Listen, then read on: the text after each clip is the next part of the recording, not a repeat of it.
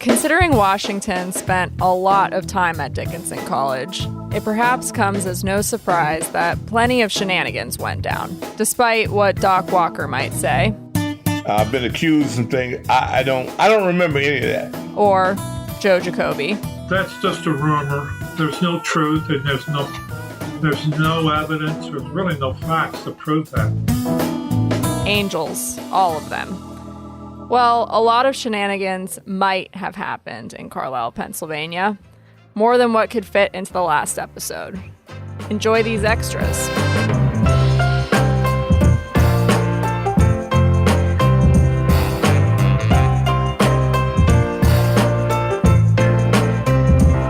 This is Hail Tales, episode 5.5. Bungee jumping, the popcorn assault, and other training camp shenanigans.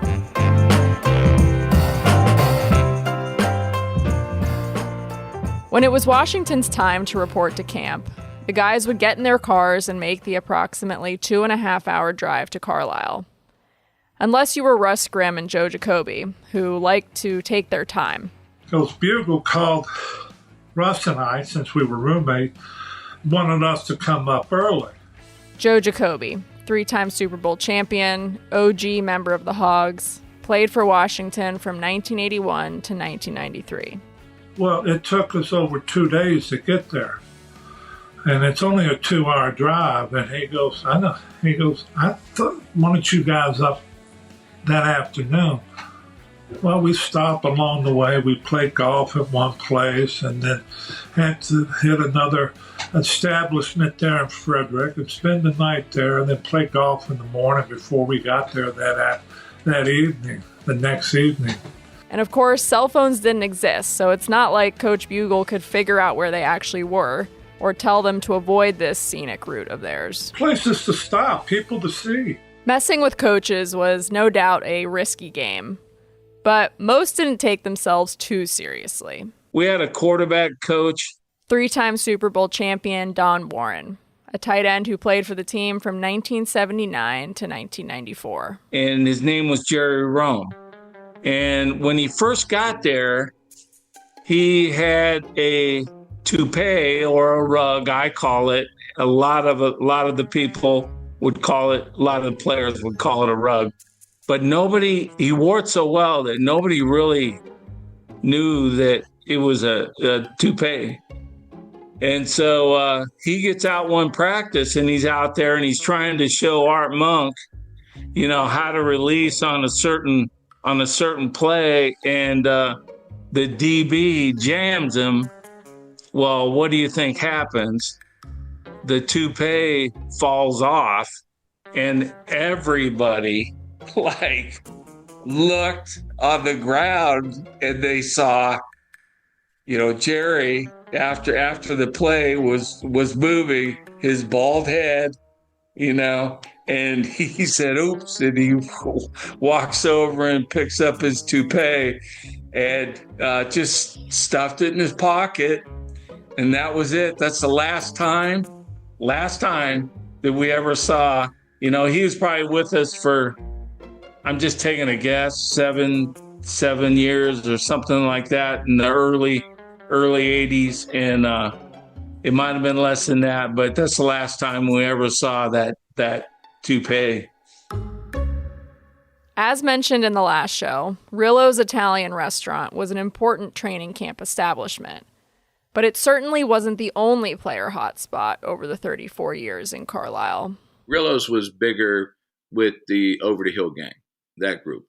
When we came in, it was kind of the changing of the guard. Russ Grimm, 3-time Super Bowl champion, OG member of the Hogs, played for Washington from 1981 to 1991. And we had a little place we'd always meet, a Fireside, which was a bar over on the West End. The Fireside. They took care of us there. We didn't have to ask for another beer. They knew when to deliver that.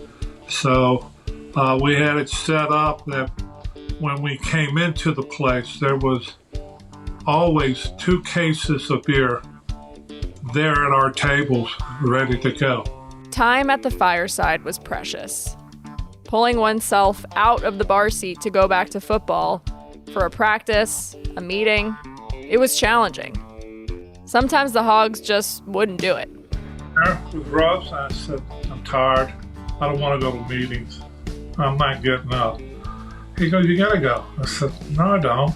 I said, this isn't a very good idea. I know we're definitely going to get fined for this one. Russ sitting there in the Fireside also served popcorn. So there was a basket sitting in front of him, and he gets it, empties it out. He yells to the crowd, to all the guys that were there, and he said, Brother Jacoby's made a suggestion that we don't go to meetings tonight. And that if we're going to do it, we're doing it all as one. Nobody goes. So I need everybody's keys up here to put in this basket. I said, that way nobody slides out the back or nobody sneaks out the side. I said, if we're in, everybody's in.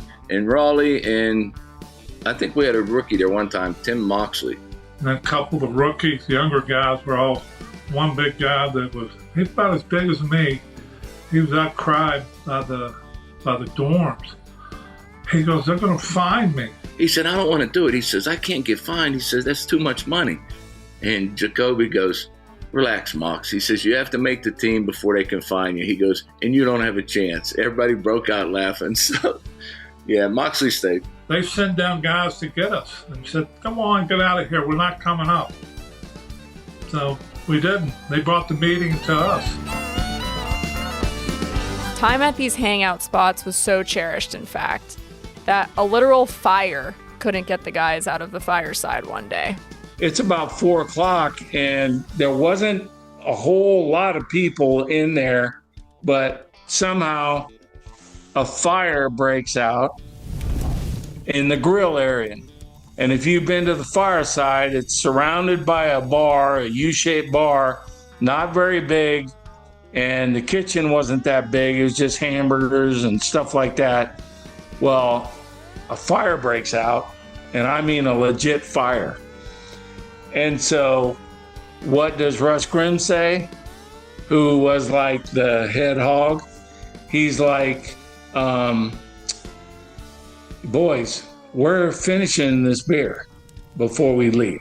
That was valued time. You only had so much time off. And they ain't kicking me out from not having a beer after 2 practices that day in the heat. No, we were staying having a beer. So the fire, as it starts to go and build, all right, the smoke is starting to come out into the bar area, and it's starting to fill up the room, and it's starting to ease its way down to the point where, you know, people had to drink their beers and like getting low, and the smoke is, and like, of course, everybody's going, you know, is smoke bad for you? You know, if you breathe it, is it, you know? So then I hear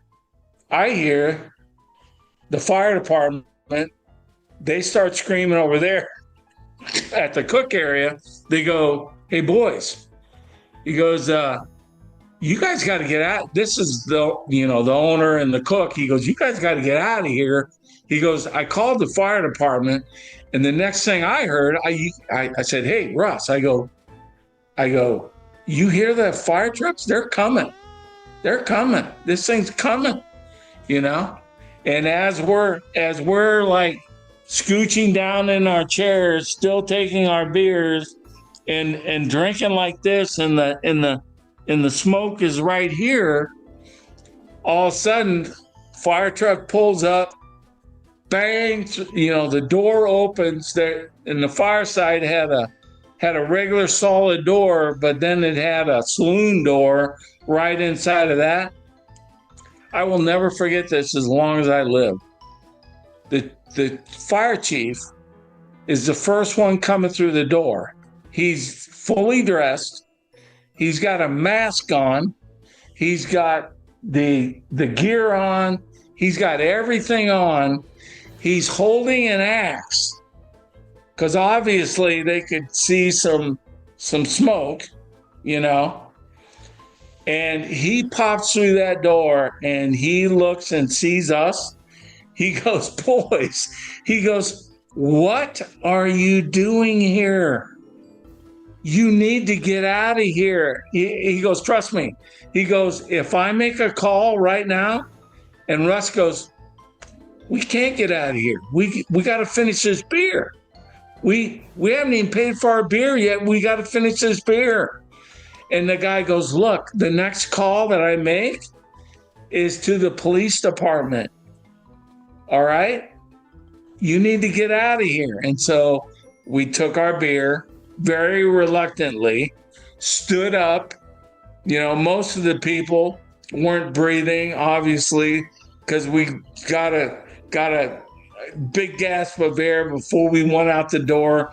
And we were kind of mad because the fire captain or chief chased us out of the Fireside.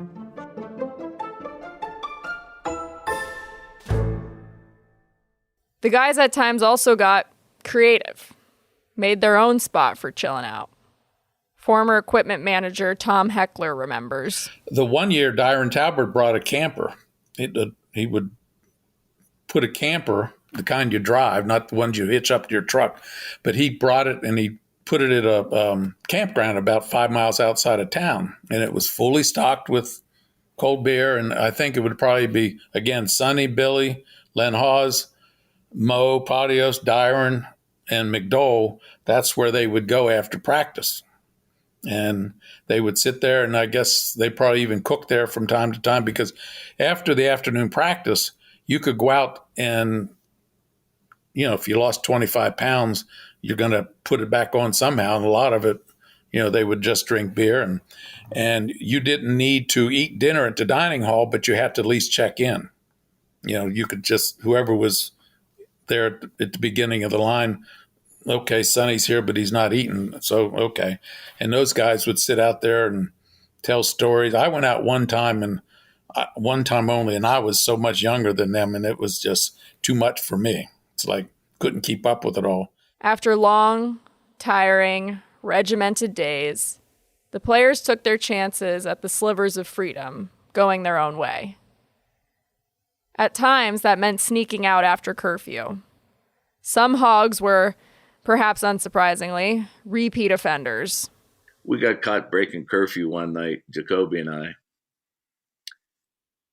And so we thought we were fine because they made bed check. And as soon as they made bed check, we snuck down the back stairs, jumped in the truck, drove down the street 2 blocks, walked into the bar, and there was a reporter there. And he actually bought us a drink. And we stayed there for like an hour. And then we said, all right, well, let's go back to bed. I mean, we were only down there for like an hour.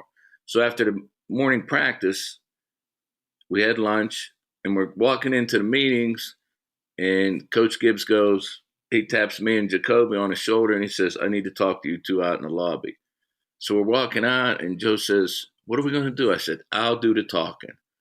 So we sit down. He sits down across from us and he says, I plan on you guys being around here for a long time. He says, you can't be breaking curfew. And I says, we didn't break curfew. He goes, Russ, don't lie to me. So he says, but I'm going to let it slide. He says, if you guys promise you won't break curfew again during training camp. And I looked right at him. I says, I can't promise you that. And he says, what? He goes, well, you told me not to lie. I said, I'm not lying. I said, I can't promise you that. He says, fine. So Joe, he gets up and leaves. He fined us the max, which is, I don't know, it's like $500. And we were only making like $500 that week for preseason games. So we had to go through the whole week of 2-a-days, play a preseason game. And then I'm thinking, okay, we're back to even. They sent us a bill because they took the taxes out. So once they took the taxes out, we only paid like $37 or something like that. So we still owed them like $100 and something. I'm like, well, you got to be kidding me. So, but yeah, everything worked out. I didn't go back out. One of the reasons I didn't go back out, I wasn't invited because they didn't want to take me because that would draw too much attention to being my size and everything. So they said, no, Jake, you got to stay. you bring too many people around this thing. You're just too big. Jacoby is a good 4 to 5 inches taller than all of the other hogs. So that's why I didn't attend anymore, which probably saved me quite a bit of money. Another favorite place for relaxing was Possum Lake. I remember after one of those practices, 3 of us went to this lake. It was a lake somewhere near there. 2-time Super Bowl champion Raleigh McKenzie played for Washington from 1985 to 1994. But golly, that was the most fun I've ever had, just kind of hanging out at the lake, just like a little kid, man. It just kind of refreshed me, man, and I was just like one of those guys. I was like, hey, when are we going to do that again? Well, Possum Lake was mostly about relaxation. Charlie Taylor, Verlin Biggs, and Kenny Houston were all fishermen and outdoorsmen hunting. And I took them up there a couple times. And, I don't know whether they went up on their own fishing or not, but I got to know one of the fellas up from that area that was a taxidermist. So I took him up there a couple times and see what people were catching and what he was doing. And the one time we went up and the guy's name was Donnie, and Donnie said, do you want to see in my walk-in freezer? Because Donnie did some things I guess you weren't supposed to do with endangered animals and whatnot. And I'll never forget, I walked in first, and Verlin Biggs came in behind me. Now, Verlin's a defensive end. He's probably 6'4". Back then, he was probably like 280, which was huge back then. And he walked in, and Donnie had a boa constrictor up there wrapped around. And Verlin, probably his feet still aren't on the ground. He ran out of there. He was scared to death, and the other 2 guys laughed at him. Think the team owner could mark himself safe from harmless fun? Not so fast. So this happened at camp, and Mr. Cook was there with his girlfriend. And they were sitting on the sidelines, and they had these 2 small dogs, and they just happened to be at camp this time, and they brought the dogs. And so Jaybird comes in the huddle, and he's sitting there watering everybody down. Jaybird is equipment manager Jay Brunetti, and he lets everybody know that watch over behind Mr. Cook, because he has a whistle. He's got one of those dog whistles that you can't hear, but the pitch is so high that it just drives dogs bananas. Everybody gets in the huddle. We come back from the play we just ran. We see Jaybird over there. We see him behind the Cooks. And we see him take the little whistle out. It's a little silver thing, and he puts it in his mouth, and he starts blowing. And these dogs go ape. I mean, they're going all over the place, running, and Mr. Cook is grabbing the leash and jacking them back and everything else. And they don't know why, but Jaybird's behind them with this high-pitched dog whistle, just making them go berserk. Laughing at a guy's expense was a favorite training camp pastime. Not shocking to hear that rookies were a favorite target.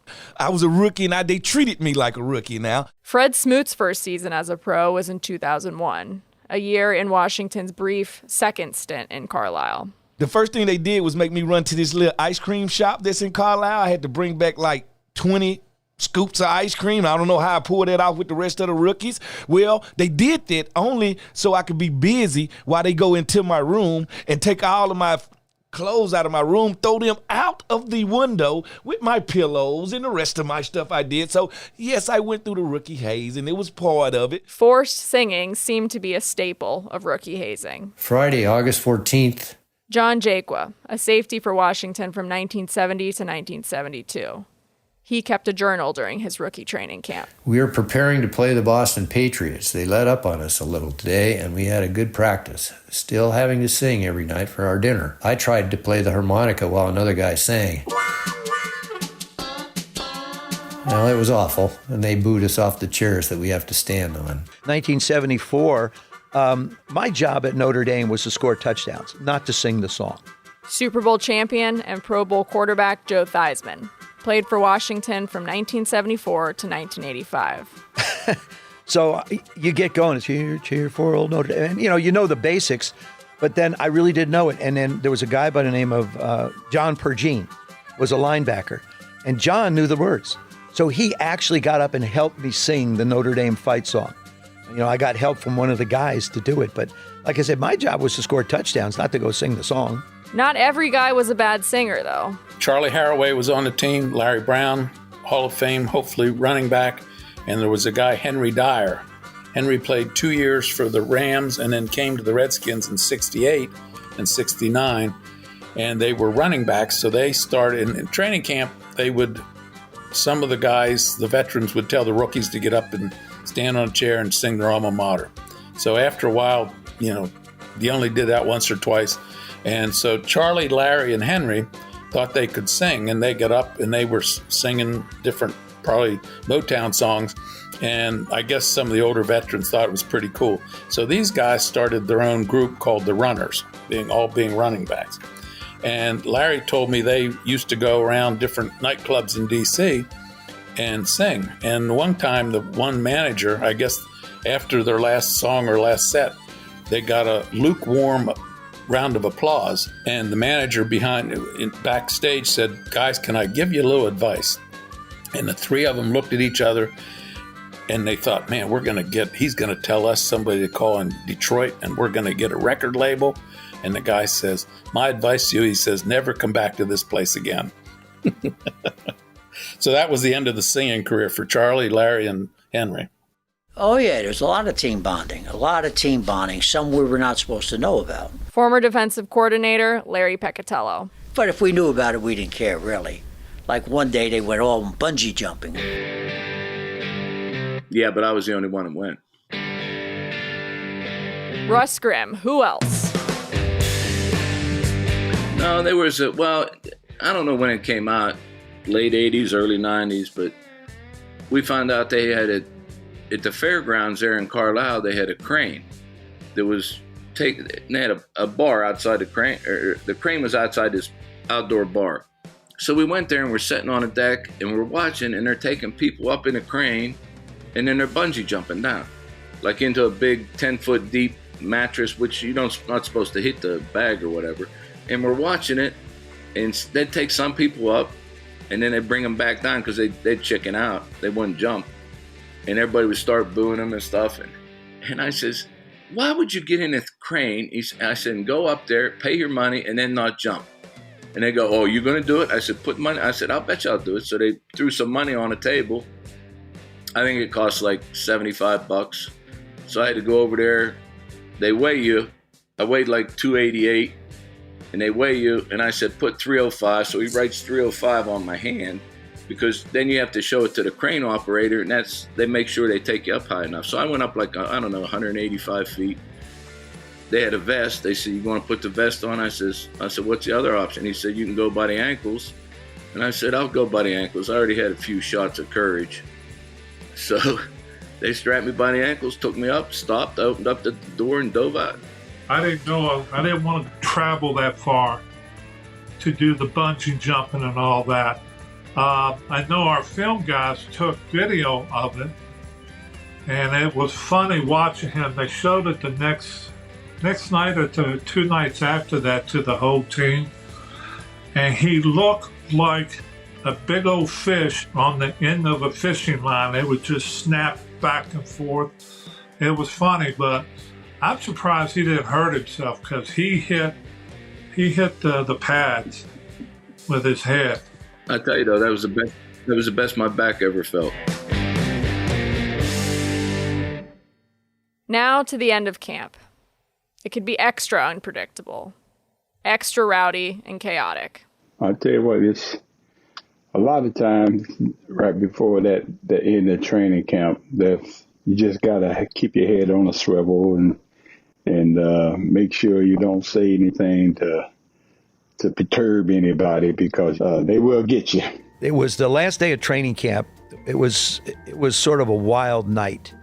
The guys said, we're getting ready to go home. This is our last night at training camp, and we started flooding rooms. We started burning paper in trash cans, fire hydrants, shooting it under doors. Guys were going after one another. It was a fun night.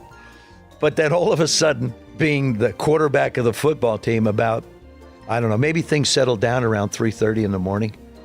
Don Bro, who loved his sleep. Coach Bro is our running back coach. He was the one that signaled all the plays in. He was our running backs coach. He knocks on my door. He says, "Get up."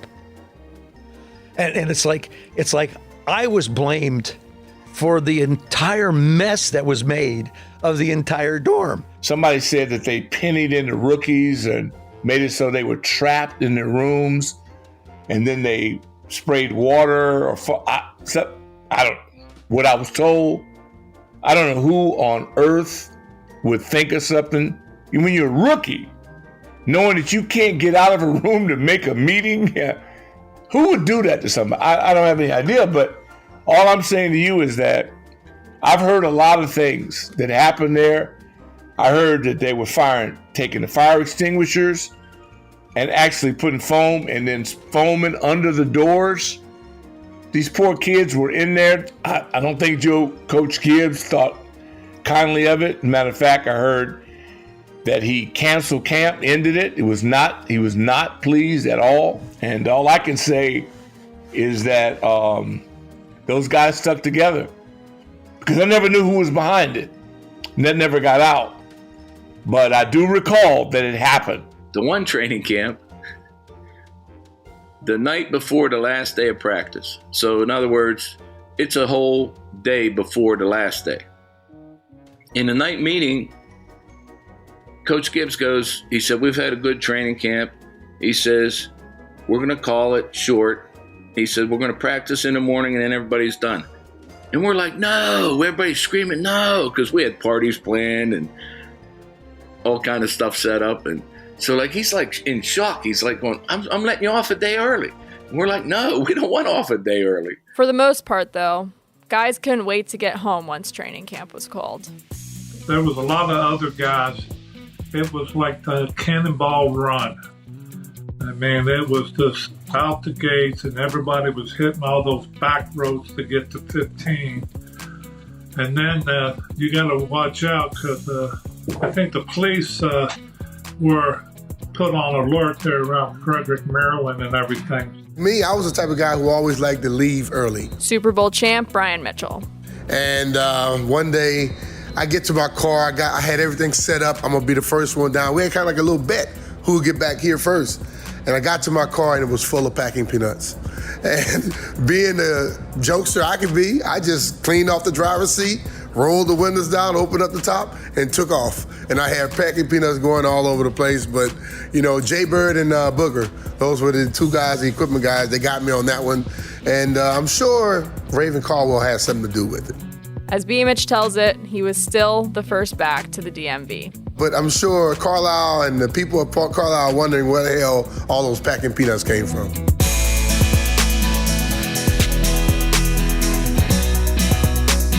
This episode was narrated, produced, and researched by me, Hannah Lichtenstein, senior copywriter for the Washington Commanders. It was produced and edited by Jason Johnson. Executive producers are Ray Alentine, Ryan Yoakum, and Kevin Klein. Graphics designed by Roman Schumann and Rakim Smith. Social media by Maggie Anchulis and Rebecca Solzbach. Alumni relations help comes from Tim Hightower and Caroline Decio.